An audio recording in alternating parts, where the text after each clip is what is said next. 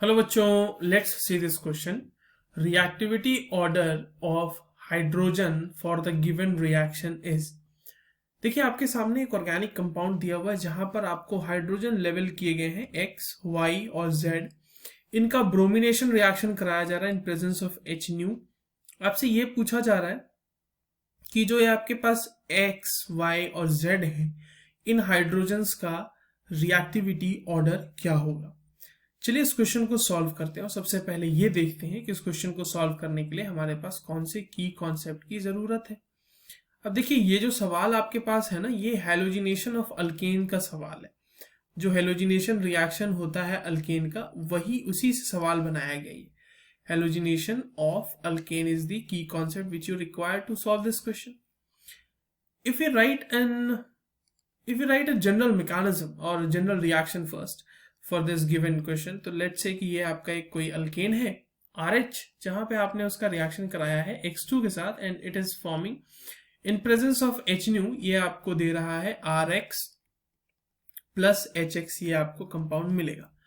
ठीक है, अब चलिए इसका जनरल मैकेनिज्म देख लेते हैं। जनरल मैकेनिज्म देखना इसीलिए जरूरी है क्योंकि इसमें मैकेनिज्म में आपको पता चलेगा कि इस क्वेश्चन को सॉल्व हम कैसे करेंगे। अब देखिए, जो पहला स्टेप होता है, the very first step is the initiation step. वहां पे जो भी X2 है आपका, मैंने क्लोरीन लिख दिया था गलती से, जो भी X2 है उसका होमोलिटिक फिजन होगा और H न्यू के प्रेजेंस में, या फिर आप यहाँ पे हाई टेम्परेचर भी ले सकते हैं। कई क्वेश्चंस में हाई टेम्परेचर भी दिया रहता है। तो यहाँ पर दो रेडिकल का फॉर्मेशन होगा। नाउ अगले स्टेप में जो ये RH है आपके पास, RH which is the alkane, वो X रेडिकल के साथ रिएक्ट करके क्या बनाएगा, ये बनाएगा R रेडिकल और प्लस बनाएगा HX। अब देखिए, यही R रेडिकल जो है ना, ये आपको देखना है। R रेडिकल में क्या होगा कि रिएक्टिविटी ऑर्डर ऑफ हाइड्रोजन, ये रिएक्टिविटी ऑर्डर ऑफ जो हाइड्रोजन है, ये डिपेंड करेगा on the stability of R radical. ठीक है, सो तो यहां पे मैं लिख ही देता हूं the reactivity order, the reactivity order. अब देखो ऐसा क्यों हो रहा है, क्योंकि ये जो इंटरमीडिएट है, ये जो R रेडिकल बन रहा है, फ्री रेडिकल बन रहा है, जो रेडिकल जितना स्टेबल होगा उसका जनरेशन उतना आसान होगा ना। तो वहां पर से उसके जनरेशन के लिए जो हाइड्रोजन निकालना पड़ रहा है वो आसान होगा। तो क्या हो रहा है कि the reactivity order of H is proportional to the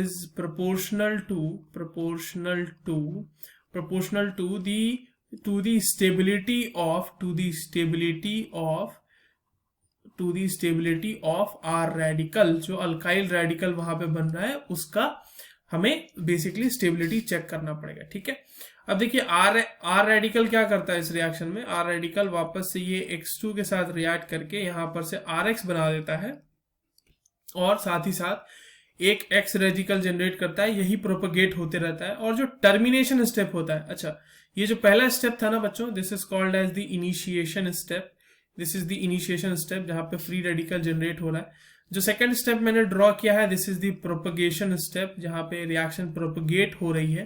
अब देखिए, टर्मिनेशन स्टेप में बच्चों क्या होता है कि टर्मिनेशन स्टेप में आपके पास जितने भी तरह के रेडिकल बने हुए हैं ना, उन सब का आपस में मिलके कुछ ना कुछ बन जाता है। जैसे X रेडिकल है तो X रेडिकल, दो X रेडिकल मिलके X2 बना देगा, या दो R रेडिकल मिलके RR बना सकते हैं, राइट। इस तरह से RR एक दूसरा अल्केन ही बन जाएगा ये। और अगर एक R रेडिकल है तो वो X रेडिकल के साथ मिलके RX भी तो बना सकता है। ठीक है, तो ये तो मैंने जनरल मैकेनिज्म आपके सामने ड्रॉ कर दिया, बट हमने देखा कि ये इंपॉर्टेंट है हमारे लिए कि the reactivity order of hydrogen is proportional to the stability of R radical. R radical की स्टेबिलिटी से डायरेक्टली प्रोपोर्शनल होता है हमारा रिएक्टिविटी ऑर्डर। अब चलिए, आप अपने पास जो कंपाउंड है गिवन, वो कंपाउंड हम बना लेते हैं पहले तो। ठीक है, हमारे पास जो कंपाउंड गिवन है वो कुछ इस तरीके का है। अब देख लेते हैं X Y Z कहाँ पे है। X Y और Z इस तरीके से बना हुआ है। तो XH यहाँ HX वहां पे है, एक H यहाँ पर है, एक H यहाँ पर है। And let me recheck it कि Y और Z कौन सा है। तो ये वाला है Y और ये वाला है Z। अब इसका ब्रोमिनेशन हो रहा है ना, तो हम देखते हैं रेट ऑफ रिएक्शन। सबसे पहले क्या कीजिए, आप X को रिमूव कीजिए।